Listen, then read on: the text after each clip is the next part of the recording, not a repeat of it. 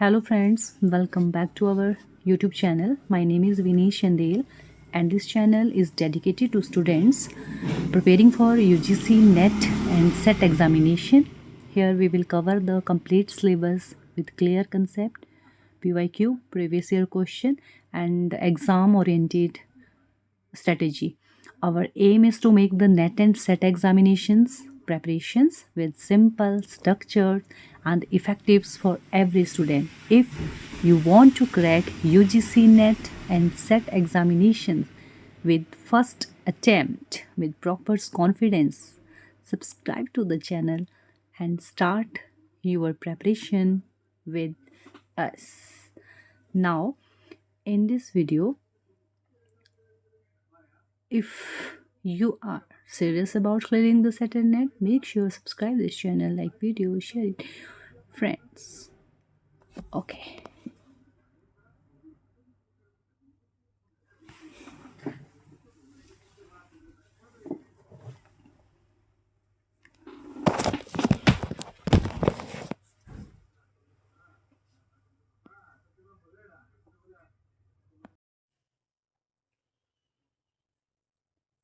Hello students, welcome back to the channel.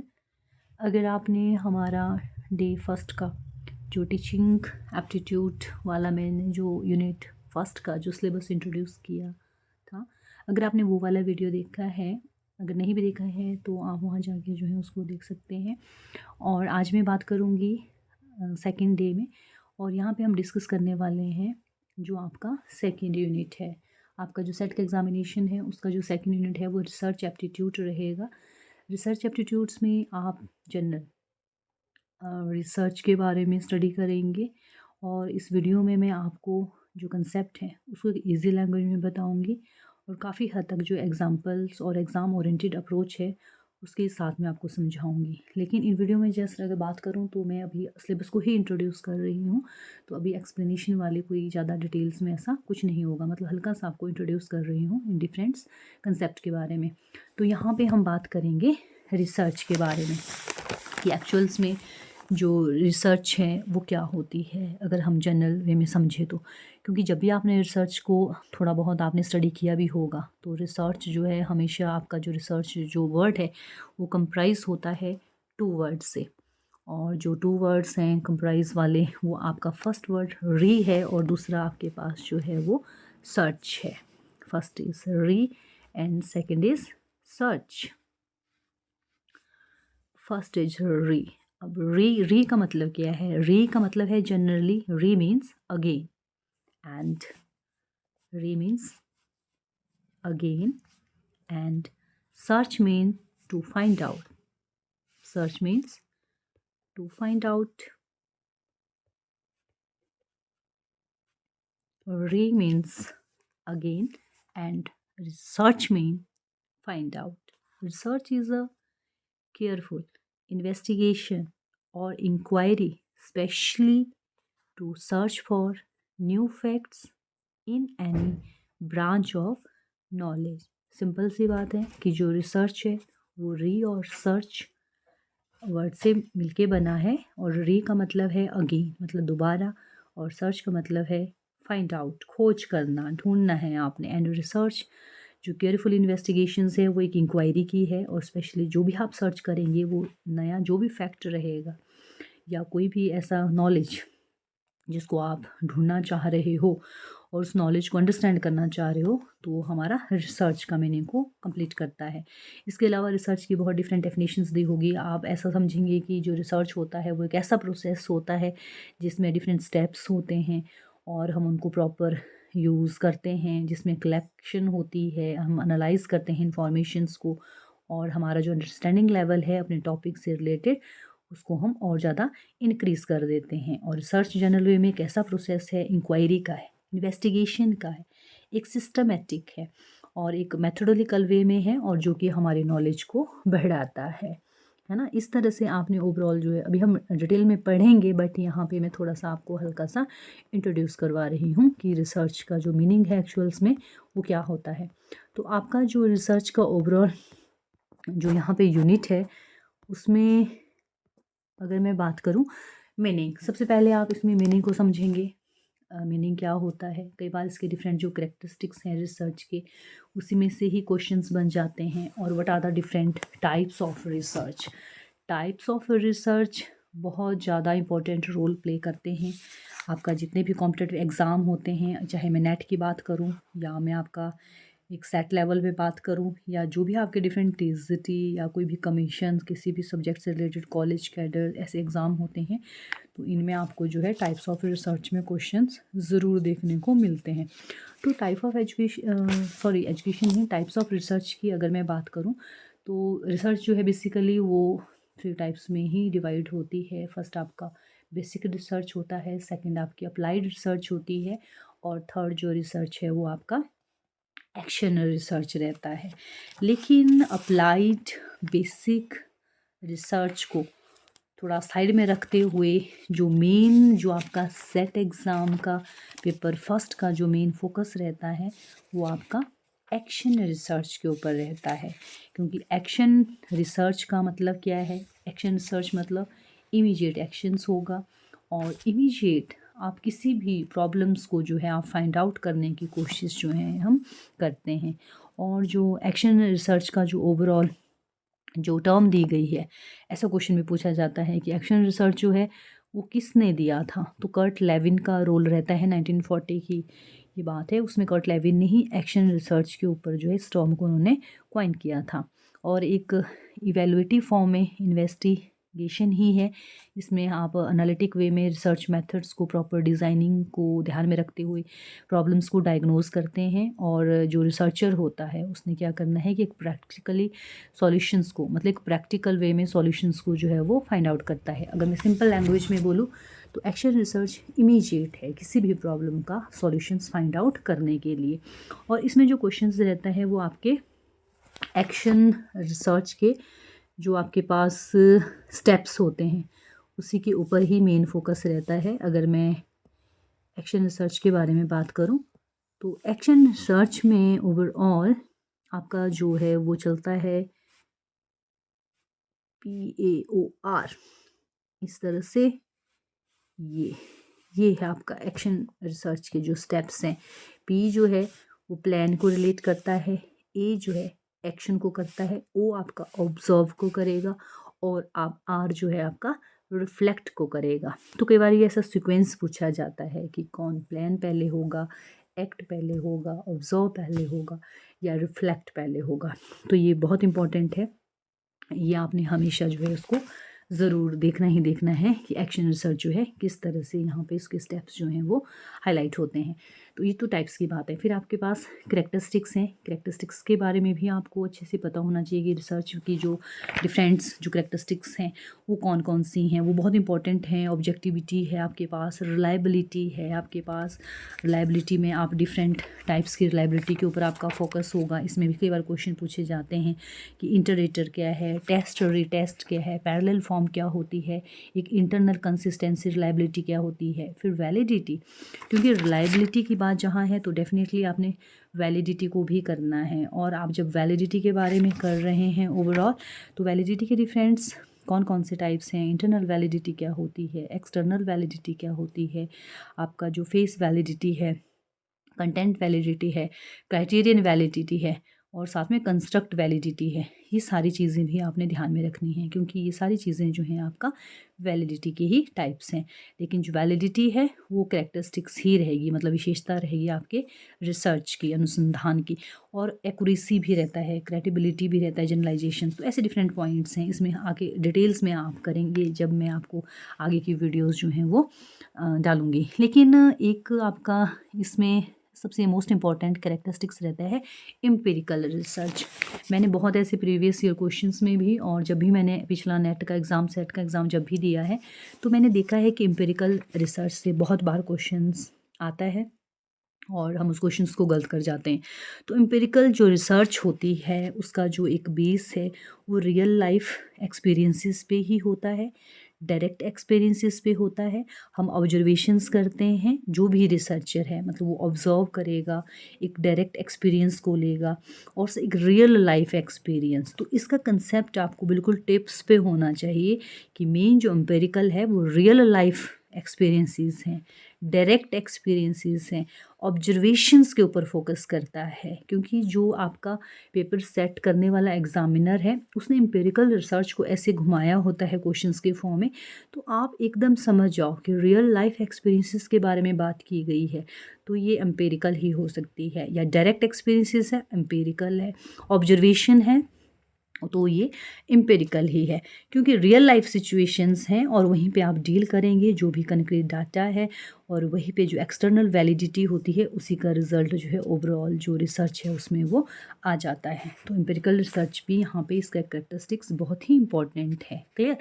तो यहाँ पे आप डिफरेंट फिर कैरेक्टरिस्टिक्स के ऊपर फोकस रहेगा। Again very very important, positivism and post positivism approach to research, इनको भी अच्छे से करना है। और फिर नेक्स्ट है मेथड्स ऑफ रिसर्च। ये तो बहुत ही इंपॉर्टेंट है अगर आप रिसर्च वाले यूनिट को कवर कर रहे हैं। अगर आप मेथड्स के ऊपर नहीं जाते हैं तो आपके बहुत क्वेश्चन जो हैं वो छूट सकते हैं। तो इसीलिए मेथड्स ऑफ रिसर्च के ऊपर experimentals method, descriptive methods, historical methods, qualitative and quantitative methods.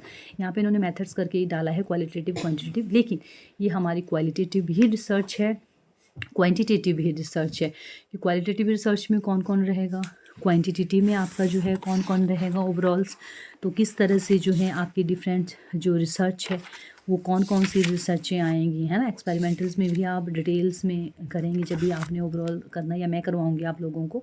और जो डिस्क्रिप्टिव है उसमें भी आपका ओवरऑल एक डिटेल्स फॉर्म में चलता है कि किस तरह से जो डिस्क्रिप्टिव, आपकी डिस्क्रिप्टिव नाम ही शो कर रहा है यहाँ पे, है ना, कि डिस्क्रिप्टिव है। डिस्क्रिप्टिव की मतलब क्या है अपने आप में, कि डिस्क्राइब करना है आपने। यहाँ पे आप किसको डिस्क्राइब कर रहे हो, पर्टिकुलर किसी एक प्रॉब्लम्स को जो है आप यहाँ पे डिस्क्राइब कर रहे हो, एक डिस्क्रिप्शंस फॉर्म में कर रहे हो।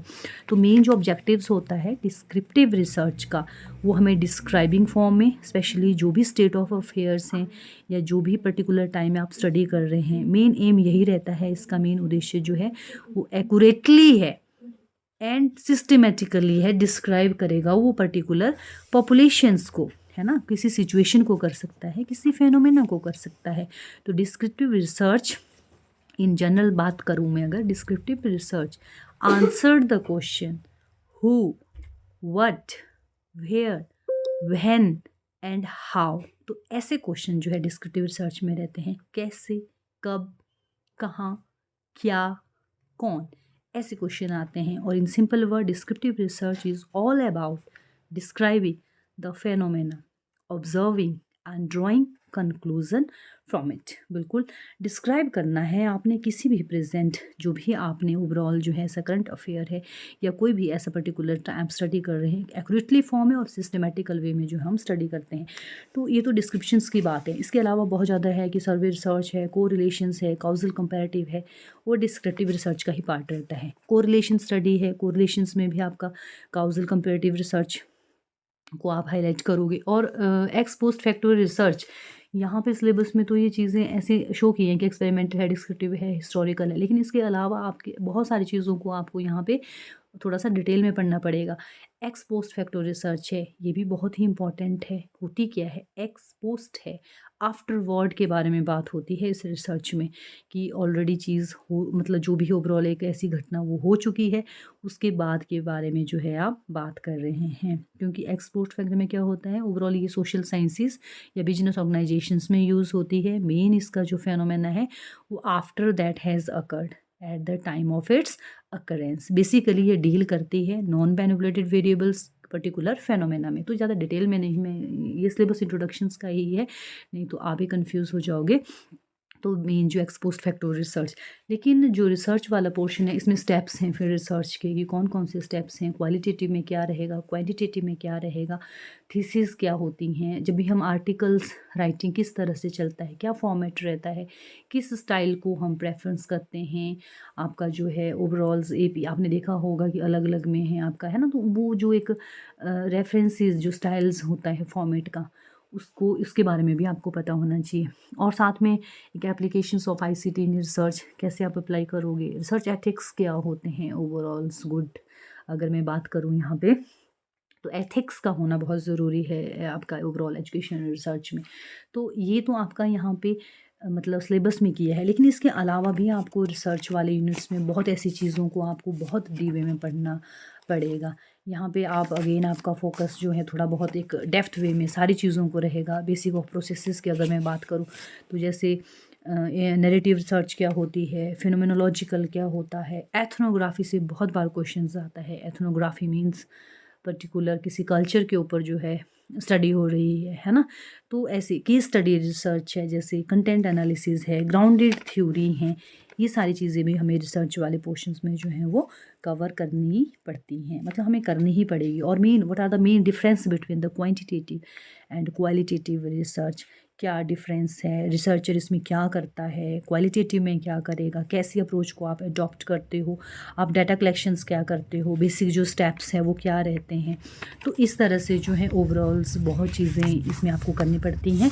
और उसके साथ साथ अगर मैं बात करूँ तो इसमें जैसे सैम्पलिंग के बारे में आपको पढ़ना पड़ेगा, आपको हाइपोथेसिस के बारे में यहाँ पे करना पड़ेगा कि सैम्पलिंग क्या होती है, what is sampling, what are the different types of sampling. Sampling 2 types में अगर हम बात करें प्रोबेबिलिटी और नॉन प्रोबेबिलिटी की, तो ये सारी चीज़ें इसमें बहुत क्वेश्चंस बनते हैं कि प्रोबेबिलिटी सैम्पलिंग है उसमें क्या आएगा, रैंडम सैम्पलिंग आएगी, उसमें स्ट्रैटिफाइड आती है, क्लस्टर आती है।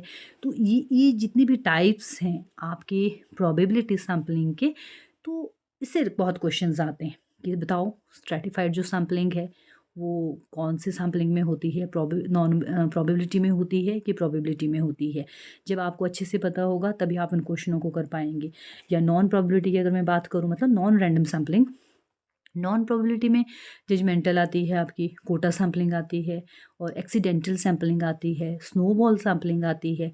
ऐसे डिफरेंट सैम्पलिंग के बारे में जो है क्वेश्चंस होते हैं। तो ये आपको यहीं बिल्कुल क्लियर होना चाहिए कि प्रोबेबिलिटी में क्या है और नॉन प्रोबेबिलिटी सैम्पलिंग में जो है क्या है, इस तरह की चीज़ें। और हाँ, हाइपोथेसिस के ऊपर भी बहुत क्वेश्चंस आते हैं कि व्हाट इज़ हाइपोथेसिस। जनरल वे में अगर मैं बात करूँ तो जस्ट लाइक टेंटेटिव सॉल्यूशंस है पर्टिकुलर किसी एक प्रॉब्लम्स का, उसमें आप जो है ओवरऑल हाइपोथेसिस प्रिपेयर्स करते हैं। ये डिटेल्स में उसको मैं बाद में ओवरऑल करूँगी, ये मैं हल्का सा आपको बता रही हूँ।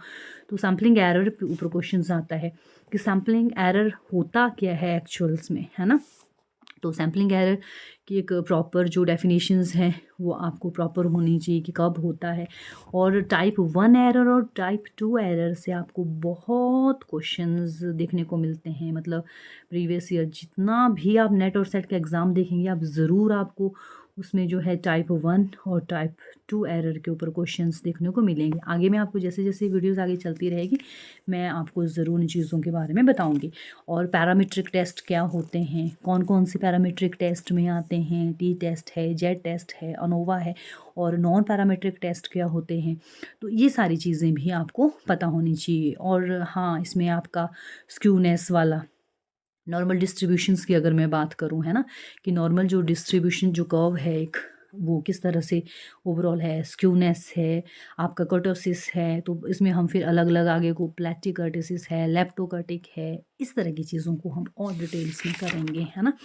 तो ज़्यादा ना करते हुए मैं अपने वीडियो को यहीं पे स्टॉप करना चाहूँगी।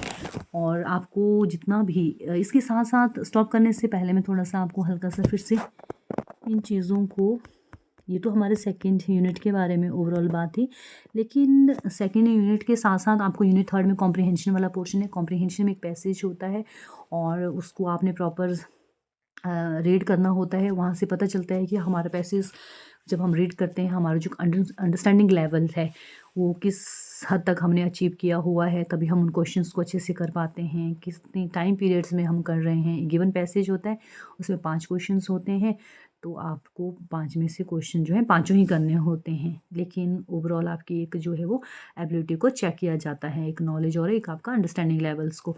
वैसे ही आपका यूनिट जो 4 है वो कम्युनिकेशंस के ऊपर है।